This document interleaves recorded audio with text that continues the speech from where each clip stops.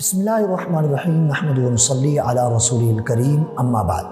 اگر کوئی شخص یہ کہے کہ اس بات کی تو میرے فرشتوں کو بھی خبر نہیں ہے، کیا ایسا جملہ بولنے سے یہ جملہ کفریہ تو نہیں ہے؟ کیا اس کے اوپر کفر تو لازم نہیں آئے گا؟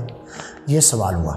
اس کا جواب یہ ہے کہ اگر کوئی شخص کہتا ہے کہ اس بات کی تو میرے فرشتوں کو بھی خبر نہیں ہے، یہ کفریہ جملہ نہیں ہے، بلکہ یہ اردو زبان کا ایک محاورہ ہے کہ بولنے والے کی مراد یہ ہوتی ہے، اس لفظ کو جب وہ بولتا ہے تو اس کی مراد یہ ہوتی ہے کہ یہ بات تو میرے وہم و گمان میں بھی نہیں ہے۔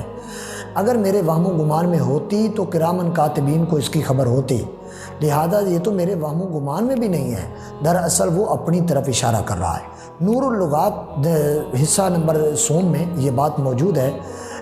مصنف لکھتے ہیں، کہتے ہیں کہ اگر کوئی ایسا جملہ بولتا ہے کہ فرشتوں کو خبر نہ ہونا، ایسا جملہ بولتا ہے تو دراصل اس کا اپنا بے خبر ہونا ثابت ہونا ہوتا ہے کہ وہ اپنی طرف اشارہ کر رہا ہوتا ہے کہ میں اس بات سے بے خبر ہوں، تو لہٰذا جب میں بے خبر ہوں، یعنی میرے وہم و گمان میں بھی یہ بات نہیں ہے، تو میرے جو اعمال لکھنے والے کرامن کاتبین ہیں ان کو اس کی خبر نہیں ہے، تو دراصل وہ اپنی طرف اشارہ کر رہا ہوتا ہے۔ تو لہذا ایسا جملہ بولنے والے پر کفر جو ہے نا وہ لازم نہیں ہے، اور کفریہ جملہ بھی یہ نہیں ہے۔ تو لہٰذا کوشش یہ کرنی چاہیے کہ ایسے جملے جو ہے نا وہ نہیں بولنے چاہیے، ایسوں سے پرہیز کرنا چاہیے ایسے جملے جو ہوتے ہیں۔